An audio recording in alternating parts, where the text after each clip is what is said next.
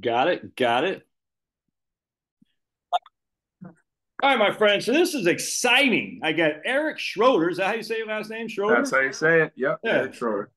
From Masonry Heating, and we're gonna. What's your Eric the stove guy? Is that what's your website? It's it's Eric Schroeder Stoves or MaineMasonryHeaters.com. Probably Maine easier for Masonry folks to Heaters dot remember. com. Yeah, right on. All right, and we'll leave links in the show notes to for everyone to look you up and everything.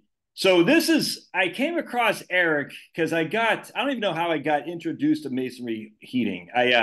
I can't remember how, but and as I was telling you before we got on here, Eric, I've always been a prepper. I've always been worried about heating my house. One of my earliest memories of growing up on Peaks Island was that my mom couldn't afford to pay the oil bill, and you're always worried when when you get off the boat and walk to home if it's going to be freezing inside more so than outside. You know what I'm saying? Because in your house, if there's no heat, there's no circulation or anything like that, and as such, you walk into a house that's colder inside than outside.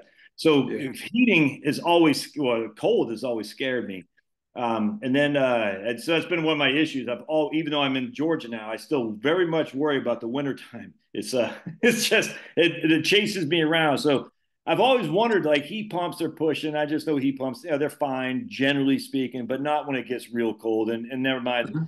the heating, electrifying heating units is just stupid. And obviously, a lot of people we have natural gas here, but then a lot of people can't get natural gas, and they're starting to really up in New England in particular, they're getting rid of natural gas as they're not allowing heat, fracking in New York State. You can't move natural gas pipelines from Marcellus Shale up through New England and whatnot. So there's very limits and becoming more limits on way to heat people. So that's when I came across Masonry Heating, and I think your website or you just showed up right out of the gate. I said, wait, this guy's in Maine. I said, this is cool. So Eric, tell us a little bit about you, and we'll Okay. just go from there, man.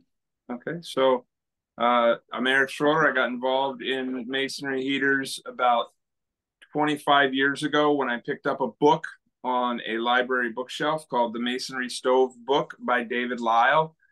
Just a quick plug. That's Chelsea Green Publishing. Y'all can check it out. Hoping to have a spot on my website where people can buy a copy of that book who want to. And it just seemed to me at the time I was a very environmentally driven, very earthy hippie guy. Yeah. And I thought the solution to what was wrong in the world was everyone living together in communal mud huts, but had at least enough presence of mind to know I wasn't going to convince enough other people to do that to make a living. And when I saw masonry heaters, I just felt like, oh, this could be it. Hey. Oh, thank you. She was quiet about it. So I thought that I could maybe make my living doing this. And at 22, 23 years old, whatever I was, with nothing else really going on, it became a rather romantic idea to just go off and learn this thing. And so I worked with um, 4 or 5 heater builders on kind of a rotating basis when they had a job that I Yeah. could come and help them do. And I spent a couple of years just sort of itinerantly doing that. Put my hand out. Okay. I am getting gifts from my daughter. I don't know if we're going to edit that part out or not, but there it is. No Um, editing, man. okay. I'm not formal enough to do that. Fair enough.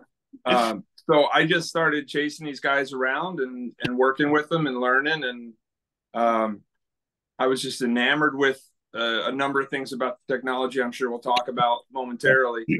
Um, got into doing my own, got into making my own mistakes, got into fixing my own mistakes, learned how to size heaters appropriately and so forth. And just have started doing it on my own again now that I have a daughter. It gives me the flexibility to fit all the pieces of life together Yeah. in a way that can actually work for everybody. Now, is this your full-time gig, building masonry heaters?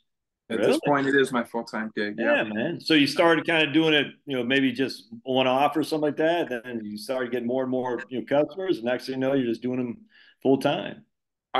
Somebody told me that about 3 years ago, that I should go to a home show because I would enjoy the home show. And at the time, I was looking for a change because what I was doing, I was a real estate agent at the time, and I could kind of see some writing on the wall that the real estate market was going to shift, and that like it was just going to become very difficult for me to make my life work that way. So I thought, yeah, maybe I'll get a booth at that show. And like in a week, I pulled together a flyer and a couple of posters, and I was just standing there wondering if I would sell one heater at that show. And then I sold, I think 2 or 3 heaters out of that show. And then it just kept sort of, sometimes it was I'd be finishing one up and the next one would come, but it just started going. So I've been able to do it full time now, and having a lot of fun taking care of people and doing interesting things in different homes. So let's talk about what I like the gifts. This is your daughter is a star of the show, and this one here is for you. She whispered at me. This is for John. Thanks, Miss Lily. That's very nice of you. I appreciate that. Lily takes care of everybody who's around. It's so beautiful. Tell us give us the background of what masonry heating is, if you will, and just go from there, man. Because I find this fascinating. I find this to be certainly one of those old school remedies that we in America or the West have forgotten that, oh my goodness, everything's got to be modern, it's got to be better. And I'm like, I don't do that for 2 seconds flat. So give us the story of masonry heating. Yeah. The Western answer to everything is, well, it needs to be computer controlled. It needs to be, fancy and complicated and so forth. And this is definitely not that. Masonry heaters have an old history. They've been around, I'm going to say 600, 700 years. In Europe, the history starts when they had a climate shift and things got very cold, and people were moving to cities, and wood resources were becoming very scarce, and they needed to find what's the best way to heat with wood. And so that's what the masonry heater really starts with, is that question, which is how does wood burn the best? And the answer to that basically involves really high temperature, right? So if you give it enough air to burn clean, it's going to do it, 16, 1800, 2000 degrees Fahrenheit. And the challenge that the masonry heater has first is to get that temperature to happen. And then secondly, because you now have all this hot exhaust gas to cool it off before it leaves the house through the chimney, right? And the answer to how we do that is again twofold. The first part is that we fold up our chimney so that it'll run downhill, and in the stove that's behind me, it goes downhill, it comes uphill, it does a bunch of horizontal stuff in here. And then the second part is I want to say the magic, but that's the word that comes to my mind, of thermal mass. That is brick, stone, soapstone's a great example of thermal mass. Water is a wonderful example of thermal mass, but it's hard to build solid things out of it. But the thermal mass is any material that takes a lot of energy to change temperature, right? So if you can imagine these channels and the exhaust gas flowing through these channels and just giving off its energy because it's much warmer than the brick is. This brick right now is about 120 degrees. I had a fire. I think I had a fire this morning because it was really cold last night here in Maine. But it's still going because it was warm that brick right now is 120 degrees. Yeah. Even though there's no fire going on it right now? No. Nope. It's just from what you heated last night? It's from what I heated this morning. Okay, this morning. Because it was quite cold last night. So I had my typical springtime small fire last night. We needed another little fire this morning. And typically they'll stay warm for 12 to 24 hours. Can you feel the heat coming off of that? Is it radiating on you right now? Yeah, it's actually a little uncomfortable to sit here right now, but I thought it would do for the subject matter for me to be sitting next to it. And we've got another piece of artwork for you. That's for me again? Pink Post-its, yeah. Oh, thank you, Now, so right now, that fire was you're living off the heat of that fire that was from earlier today, essentially. It's not running right now. And it's 120 degrees right now, so it's kind of uncomfortable where you are sitting right there because it's so warm. Mm-hmm. That's crazy. And so what happens is, for me, is that instead of it just going up the flue and out, I've always said, I said, that doesn't make any sense, man. You're just Right. putting the heat up there. It's like, I never quite Right. understood why. I said, what? It's being transported around, and then it's Mhm. the masses or the stone essentially is absorbing the heat before it goes up the flue. Essentially, that kind of Yeah. Yeah. So the idea is that the fire with the traditional, excuse me one second. yeah. Yes, we can open that. Yeah. Um, with a traditional metal wood stove, you're trying to get that fire to heat your house, and you're trying to get it to burn low and slow over time. With this, what you're doing is you're using the fire to heat the stove, Yeah. right? And that's almost completely independent from the stove heating the house. Gotcha. Right. So the fire heats the brick heats the house. And because again, it takes a lot of energy to change that temperature. Once you get it up to temperature, it then gives off a lot of energy for a relatively minor change as it drops temperature to get ready for the next firing. Interesting. Right. It's like a flywheel. Like once you get it up and going, right. It takes very little energy to keep a flywheel spinning. I'm sure there's a financial metaphor too with investment accounts or it's something. literally compounding interest, Eric. Once you get a certain level of investments, you don't even have to put any more money in. The money just grows on top of growing. You know what I'm saying? It's the exact same thing here. It's just crazy. I wish we could do that, like just stop burning in February, but unfortunately it doesn't translate all that far. But we still got to put wood in it every day. But that's the basic operating principle of it is, and that's one of the things I love about it, is totally passive.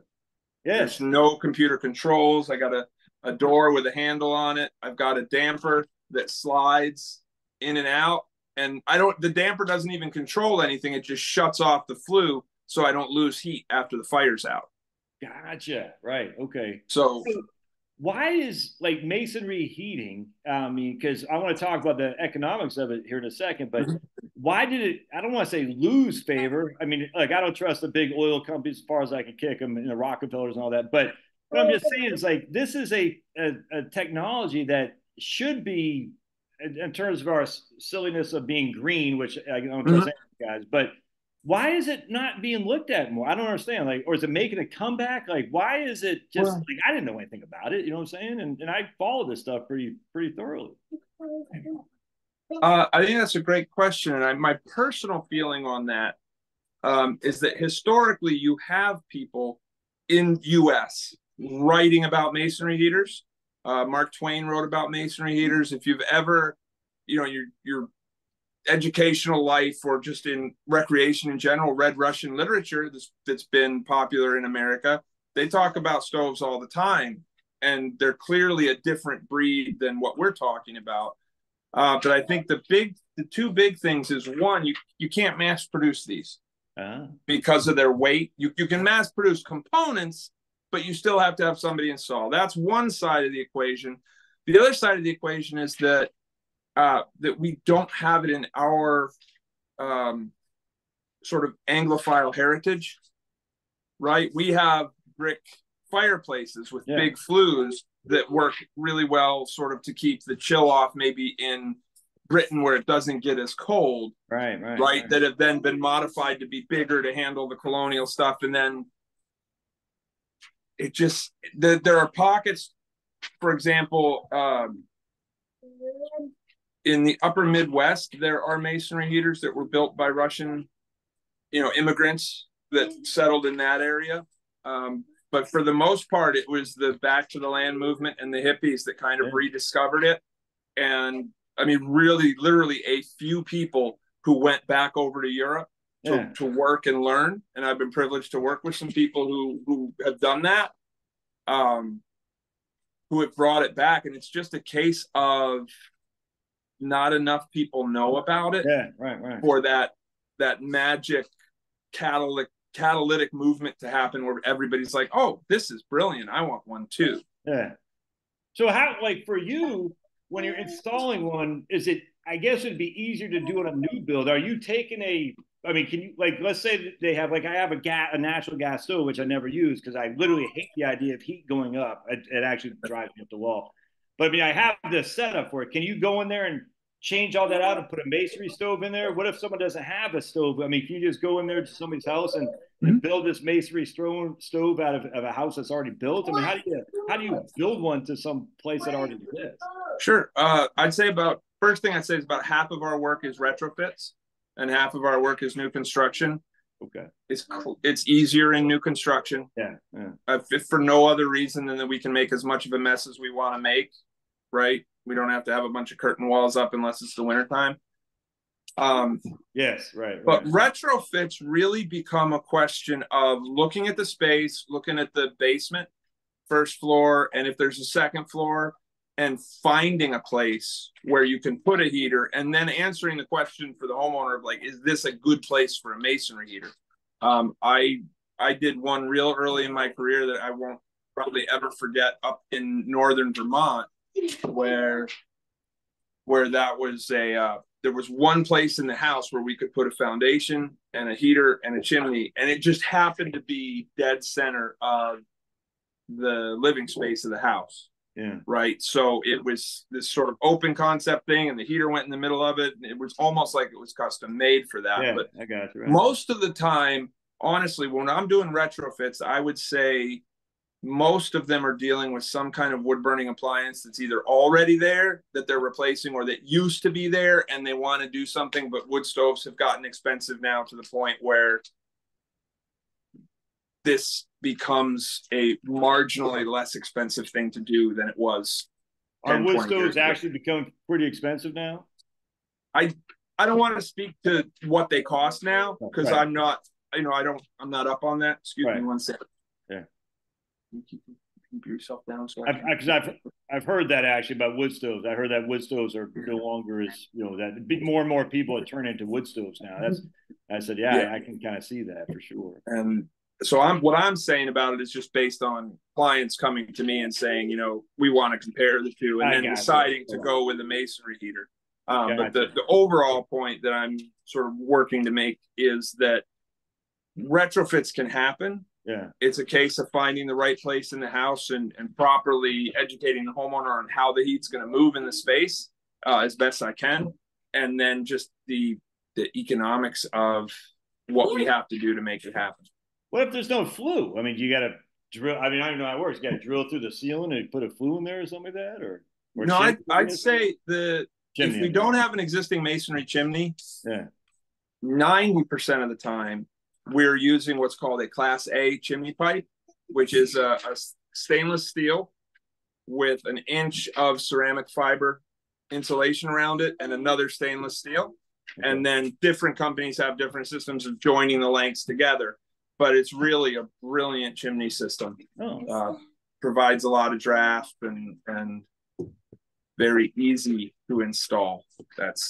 Now, is this your own? Does that heat your own house? Do you have a backup heat? Like you have oil or anything like that? Or the answer, this is our primary heat source. Okay. Can you keep doing that, but keep it down quiet for me? Yeah. Thanks there. So you asked about other heat sources. I've got a couple small electric heaters that run the far end of the house.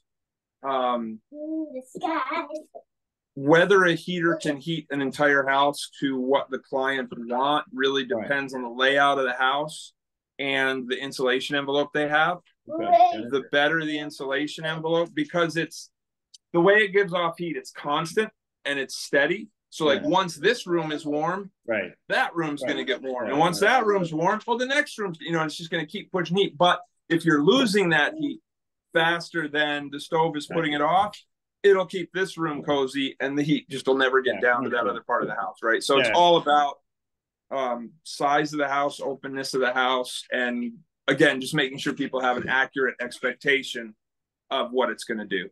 I mean, I just remember growing up in our wood stove, like that's where we gathered around, you know what I'm saying? The wood stove, because that's the room that was the most hot. And, sometimes it'd be so hot, you'd move into the kitchen. It's too hot. Right. You know what I'm saying? But that's interesting. So what kind of brick? You say sandstone? Is that what you use? Right. This here is just a clay and sand plaster that I used for mine. Okay. Most of our material, our internal components are all high duty fire brick, so 3,500 degree fire brick. and away from where the highest heat areas are, we'll use a medium duty fire brick. And then we surround that with a red brick laid in a really flexible mortar so that cracks don't develop and so forth. And that's how we build them. How long does it take to install one? Anywhere from, for a real simple design, a couple of weeks up to a month and a half for a really complicated design. And that's the thing that drives it much more than size. It's how complicated your design is that drives it. Now, are you the only guy doing it? Like, you got employees, subcontractors? I have a helper that works with me on installs. And my company is kind of in that painful pubescent state of needing that person full time, but also needing a little more business to give that person secure work. You know what I mean? So we're doing the best we can to take care of everybody and get to that stage before I get too old to do it. So let's talk about the efficiency of them. So now let's go into that, because I know, like, one of the benefits is you don't use as much wood, and I tell you, at the end of the day, that's a big deal too. I know it seems like wood's abundant and wood's a natural resource, renewable, but wood is still kind of hard to come by, even in places like Maine. So talk about the efficiency of the masonry heating. Yeah, so if you were to compare us to a good newly made wood stove, you could expect to burn about half the wood on an annual basis in the masonry heater to heat the same space. I heat my house is about 1,100 square feet of terribly insulated space. It's on a crawl space, not a basement. It's leaky everywhere. And I heat it on about 2 cords of wood a year, plus my little electric heaters back there, which I don't know exactly what they take, but they're just taking the edge off of the bedrooms back there. Gotcha. So most of my clients burn, in a 1,600, 1,800 square foot house, they burn 2 to 3 cords of wood in a season. And that's about half what a well put together wood stove would do. Now, and you're changing, you don't have as much ash either, I don't think, right? I mean, there's not as much. Correct. Because you're not burning. Yeah, it's the sales pitch that I've started to use is like a masonry heater is everything you like about burning wood done better. So it's cozier. It creates that gathering spot even more so because it's not going to blast you out of the room. Right, exactly. You have the security because not only are you burning that renewable, locally available resource, you're using less of it. So like, woo, you have some left at the end of the year for next year and so on.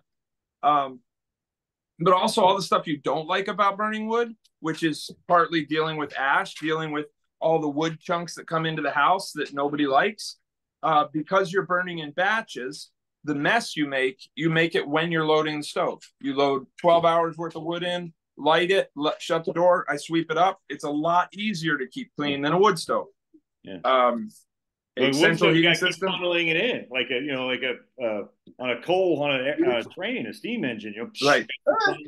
Absolutely. Right. Yeah. Theoretically, I open my door about once every 12 hours. Yeah. In actuality, some people have the propensity to poke things around when they really don't need to or shouldn't. But that's personality problems aside. Right? They're used to poking around. You know what I'm saying? That's what they're. So I want to share. I think I can share. Hold on a second. I want to see if I can't find your website here. Can you see my screen, Eric, by chance? I can. Yep. And you've got my website, my homepage, front and center there. Yeah. All right. So this is one you installed right here. Yep. Yep. That is a very large heater. That heater is 6 feet by 6 feet, including the bench that you see in front of the firebox there. Yeah. And if you scroll down on the page a little bit, I think you'll come to a picture of it. There, that's it. Yeah. I mean, so are these? I mean, look at all these ones, man.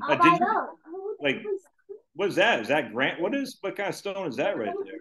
That's one of my favorites. That stone, that's a heater here in Maine, and the stone came from the place in New York that I grew up, which happens to be the same place that the homeowner grew up. So we both have this nostalgic connection to the Adirondacks, and that's a Lake George granite's what it's called.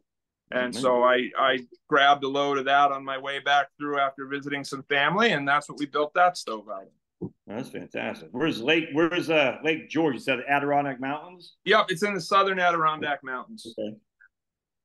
So look at this, man. So I mean, you like, what's this right here? What is that? That is a black tile, just a ceramic floor tile, wall tile that was chosen by those clients because they wanted that look. And Yeah, that's yeah, fantastic. And that's this got place, some. Go go ahead. ahead. No, you go ahead. You were saying? I was just gonna say it's got some white granite Yeah. accenting here and there to and this is I like this stove because it illustrates the sort of architectural tradition of masonry heaters. Involves a little decoration around the floor, a little decoration at midline like that, and then something at the top to let you know the stove is done. And this stove is heating so well they can keep their door open. Right, and it keeps their grass green all winter long. So, man, look at this guy right here. It's like, so even though it's an antiquated technology, again, that doesn't mean it's bad. It just means it hasn't been as in use as. Another reason I think it's not as in use in the United States is because we've always had so much abundance now for resources. We haven't had to be as we've been able to waste a lot. It's just, Americans are notorious for wasting. You know what I'm saying? So it's such we just keep chopping down trees. But at some point, you can't chop down trees anymore. So it's as this starts becoming less and less abundant, we're gonna have to find more and more efficient ways to do things. And look at that, man. That's modern right there. I mean, that's fantastic. Yeah, that's about as refined, both on the outside and the inside. That's about as refined a masonry heater as exists on Earth right there. That's a German stove. And, as Germans are famous for, they have worked out the mathematics of masonry heaters and the design of masonry heaters to such a fine art. That's awesome. I love this stuff, man. All right, so we got then you got your testimonies on here. Here's a lady who's happy. I think I did watch her. I think her and her husband are on there, if memory serves. But you got some testimonials. So if someone was interested, Eric, they say, look, I am wanting to learn. I need to heat my home. Let's say, because I know Maine is, for the first time in ages, Maine is actually growing in population. So I know more and more people come to Maine. They're having a hard time building. There's not enough builders up there, what I'm saying, to actually help people build new homes. I mean, there's some, but not enough. But let's just say someone buys a house in Boothbay Harbor. I'm just throwing that. They're from, I don't know, freaking Washington, D.C. They buy a house in Boothbay Harbor to say, we want to keep our house warm, but we want to make sure we're using it most efficiently as possible and effectively. And they want to have you come give them just some ideas. I mean, you willing to, go down to Boothbay? I don't know where Bowdoin, Maine. Is that where the college is? Bowdoin, Maine? No, we're a little north of there, but we are part of the original land grant that the college is named of. After Bowdoin in Brunswick? Is Bowdoin in Brunswick, Maine? Yep, Bowdoin's in Brunswick. So let's just say they say, hey, Eric, we're interested in doing this. Can they just contact you and you can talk about it? Yeah, my email address is all over that website. Again, it's Eric Schroeder Stoves or MaineMasonryHeaters.com. Are you still doing real estate too, or you're done with that? What's that? Are you still doing real estate too, or are you done with it? Fundamentally done with it. That was the thing that wasn't working with the life changes that took place. That I just realized that wasn't going to keep working for me as a primary thing. I'm a big believer in licenses and certifications. Right. So I still hold all my paper, so I could do that. But I can't. It's not doing both of these things. Right. They're mutually exclusive if you're going to take good care of your clients. Just look at this right here, Eric. I mean, that just looks fantastic, man. This lady right here. Look at that. I mean, it's a freaking beautiful thing, man. I mean, it's got utility, but it just looks gorgeous. All right, so we talked about the efficiency. Yeah, can one stove heat a large house? I guess that's right here. Depends on insulation, all that. It depends on how big the house is, whatnot. So. I actually thought it's pretty interesting too, is that it doesn't burn you out of your room. Yeah, it's growing up with a heat. That was an issue. It's like it's too damn hot. You know what I'm saying? And I can remember the short period of time I lived with a metal wood stove. I can remember all of us, as if we were on some chemicals in the living room, just kind of like every night, just being like, okay, I think we ought to go to bed now. I think it's time. Just like So this is your website. I'll put that link in the show notes. Have you ever heard of a guy named Paul Wheaton by chance? Does that name sound familiar? A rocket He is stove. the Permies guy, right? Yes, Hermes, the Yeah, rocket stove guy out of. I don't know him personally. I've never met him, but I've watched a number of his videos. He's got a great educational thing going on there. Yeah. I don't know. It just occurred to me, Paul Wheaton, because the Permies guy, he does like a lot of rocket stoves and stuff. I wonder if he does. I wonder if he does masonry heating. I don't think he does. Actually, occurred to me how I found you. This is how it was. There's a guy on YouTube called Matt McKinley who does a Quantum of Conscious YouTube channel, and he's building a Russian stove in his freaking garage. And he's watching all these Russian videos on how to build stoves. And that's where it came. That's where I heard about it. It's masonry heating. I said, "Oh, that's where I learned about it. That's where I came across." Okay. So, like you said about the Russians, they had to make sure they stay warm because they're so damn.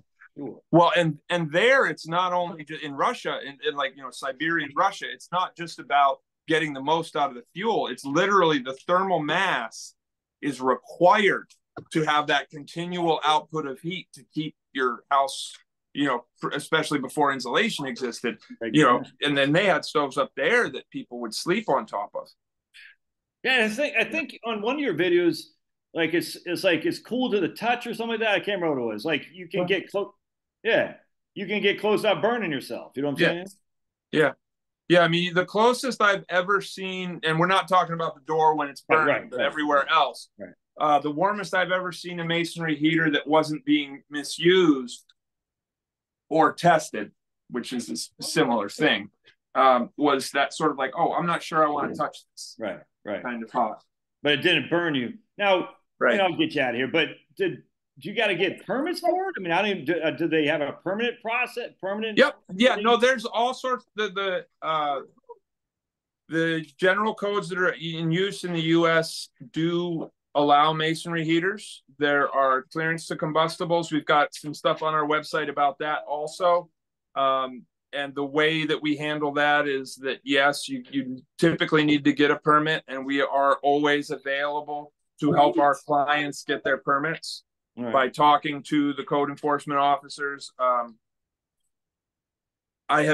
The guys I learned from, we always had the same attitude of respect the code enforcement officer, educate the code enforcement officer. They will return the favor and trust you. And I've always had that experience. I've never had a code officer give me a hard time about anything I've tried to do. Now, do you go outside of Maine, or are y'all just in Maine solely? The bulk of our work is in Maine, but we will travel for the right, for the right project and the right situation and all that. We will travel. Takes longer to build a stove that way. Yeah. No, I get it. You got to get paid for your time too. But with that said, if someone's watching this from New Hampshire or something like that, they can contact you. All right, gotcha. Is there a trade like the Masonry Heating Association? There is a Masonry Heater Association of North America that exists. They have a website also, and people can check them out if they choose. I'm just saying, if someone's in Utah or something like that, and they're like, I want to look into this myself.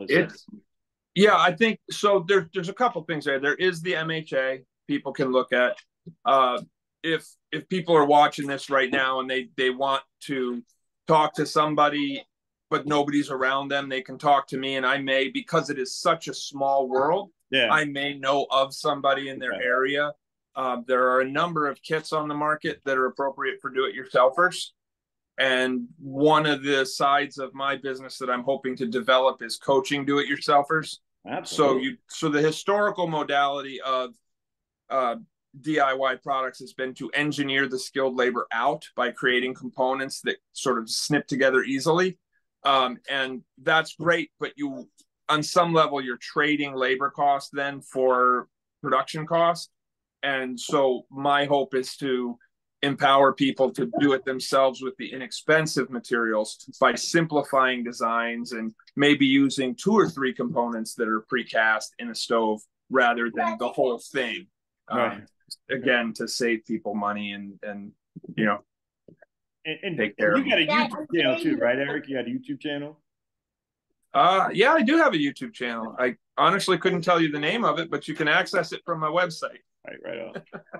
Good stuff, Eric. So we'll put the links in the show notes here. Hang tight for just a second. But so folks, it's EricSchroederStoves.com. I'll put links in the show notes. Don't jump off yet, Eric.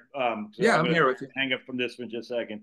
EricSchroederStoves.com. If you're interested in learning about masonry heating, just look at his website and you browse. It's just really cool technology. Now, I will say, folks, if you're interested in Eric working with you, Lily probably won't come along, just FYI. So that won't. It depends on how far out your project is. 10 years or more out, maybe she'll be there.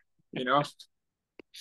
Good stuff, Eric. Thanks. Don't know yet. Stay here. Thanks for jumping on board. Hold on a second. All right. So I'm gonna